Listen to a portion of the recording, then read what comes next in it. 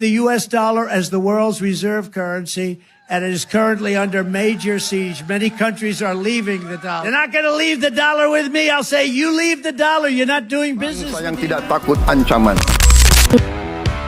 Sangat mengejutkan. Pernyataan Bapak Presiden Indonesia yang ke-8 yaitu Prabowo Subianto menyatakan Indonesia tidak takut dengan ancaman dari negara manapun termasuk Amerika.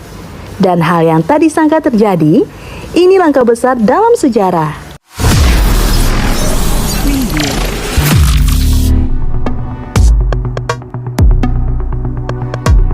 Baru-baru ini, Indonesia kembali mencuri perhatian dunia dengan langkah berani yang diambil oleh pemerintah, khususnya Presiden ke-8 yaitu Pak Prabowo Subianto.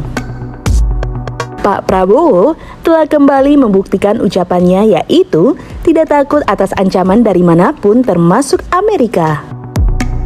Indonesia resmi bergabung dengan BRICS yang merupakan sebuah blok negara yang beranggotakan Brazil, Rusia, India, China, dan Afrika Selatan. Keputusan ini bukan hanya soal ekonomi, tetapi juga soal geopolitik yang membuat Indonesia semakin diperhitungkan di panggung internasional. To announce Indonesia's intention to join BRICS and become its member. Keputusan Indonesia bergabung dengan BRICS dan sikap tegas yang ditunjukkan oleh pemerintah, khususnya oleh Pak Prabowo, telah memunculkan reaksi keras dari beberapa negara besar, terutama Amerika Serikat. Amerika bahkan mengancam negara-negara yang bergabung dalam BRICS. Namun apa yang terjadi? Indonesia menunjukkan sikap yang tegas dan tidak terpengaruh oleh tekanan tersebut. Pak Prabowo sendiri sebelumnya telah menyatakan bahwa Indonesia tidak akan mundur atau terpengaruh oleh ancaman apapun, bahkan dari negara adidaya seperti Amerika. Saya selalu mengajak saudara-saudaraku sebangsa dan setanah air untuk menjadi bangsa yang berani, bangsa yang tidak takut tantangan, bangsa yang tidak takut rintangan, bangsa yang tidak takut ancaman. Indonesia menurutnya sudah cukup sering menjadi korban invasi yang sudah saatnya untuk memperkuat pertahanan negara agar tidak lagi mudah ditekan oleh negara manapun. Keberanian ini sangat signifikan mengingat Indonesia adalah negara dengan jumlah penduduk terbesar keempat di dunia dan memiliki posisi strategis di Asia Tenggara. Kita memiliki luas wilayah daratan dan lautan yang sangat besar.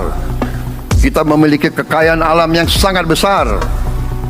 Kita mengerti bahwa sumber alam ini terdiri dari sumber-sumber alam yang sangat penting untuk kehidupan manusia di abad ke-21 dan seterusnya. Bagaimana dampaknya bagi Indonesia ke depan? Mari kita ulas lebih lanjut.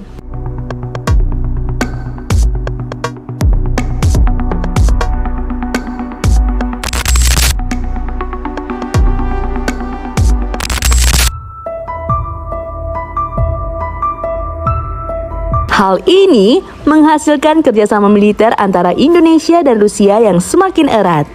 Pada November 2024, Rusia akan mengirimkan 2 armada kapal perangnya yang sangat canggih ke Indonesia. Pemerintah Rusia akan segera mengirimkan 2 armada kapal perangnya ke Surabaya, Indonesia pada November mendatang. Hal ini disampaikan Duta Besar Rusia untuk Indonesia, Sergei Toshenov, di kediamannya di Jakarta pada Senin 28 Oktober 2024. Armada ini akan berlabuh di Surabaya dan dalam waktu dekat, kedua negara akan menggelar latihan militer gabungan pertama dalam sejarah mereka. Latihan ini akan dinamakan Oruda 2024 yang merupakan gabungan dari 2 kata, Oruda yang berarti elang dalam bahasa Rusia dan Garuda simbol negara Indonesia.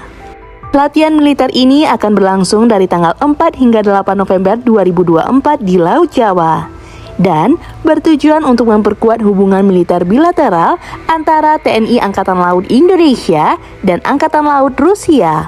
Latihan ini melibatkan 3 kapal perang kelas korvet, 1 kapal tanker menengah, 1 helikopter militer, dan 1 kapal tunda. Duta Besar Rusia untuk Indonesia, Sergei Tovnikov, juga menyatakan bahwa latihan ini tidak hanya bertujuan untuk meningkatkan kemampuan militer kedua negara, tetapi juga sebagai simbol kemitraan strategis yang semakin mendalam. Rusia sebagai negara sahabat siap memberi dukungan untuk Indonesia dalam hal keamanan dan pertahanan. Kerjasama militer ini membawa dampak positif yang besar bagi Indonesia, terutama dalam hal pembangunan kapasitas pertahanan. Latihan perang gabungan ini menjadi peluang langka bagi TNI Angkatan Laut untuk berlatih dengan salah satu angkatan laut terbesar dan paling berpengalaman di dunia. Hal ini tidak hanya memperkuat kemampuan tempur Indonesia, tetapi juga mempererat hubungan diplomatik dan militer dengan Rusia yang dapat menjadi aset strategis Indonesia dalam menghadapi ketegangan geopolitik di kawasan Asia Pasifik. Langkah ini juga memperlihatkan bahwa Indonesia semakin mandiri dalam hal pertahanan dan tidak bergantung pada negara-negara besar lainnya untuk menjaga kedaulatan dan keamanannya. Dalam konteks ancaman global, Indonesia perlu memastikan bahwa militernya cukup kuat untuk melindungi wilayah dan kepentingan nasionalnya. Namun, tentu saja kerjasama Indonesia dengan Rusia tidak lepas dari tantangan. Amerika Serikat dan Uni Eropa yang tengah mengembargo Rusia akibat konflik di Ukraina mungkin merasa cemburu dengan kedekatan Indonesia dan Rusia. Namun Indonesia malahan tetap menjalin kerjasama yang baik dengan Rusia. Pertanyaannya, apakah Indonesia akan tetap bertahan dalam posisi ini atau akan terpengaruh oleh tekanan internasional? Mengingat saat ini kondisi dunia sedang kacau dan tidak menentu, perang dunia ketiga dapat meletus kapan saja. Menyikapi itu, ada wacana mengenai wajib militer bagi seluruh warga negara Indonesia yang disampaikan oleh Pak Prabowo. Ia menyebutkan bahwa Indonesia harus siap menghadapi ancaman dari luar dan tidak boleh lengah, mengingat sejarah panjang Indonesia yang seringkali menjadi sasaran invasi. Wacana ini menimbulkan berbagai reaksi di masyarakat. Ada yang setuju karena melihatnya sebagai langkah untuk memperkuat pertahanan negara. Namun ada juga yang meragukan kesiapan sumber daya manusia dan infrastruktur untuk menjalankan program ini.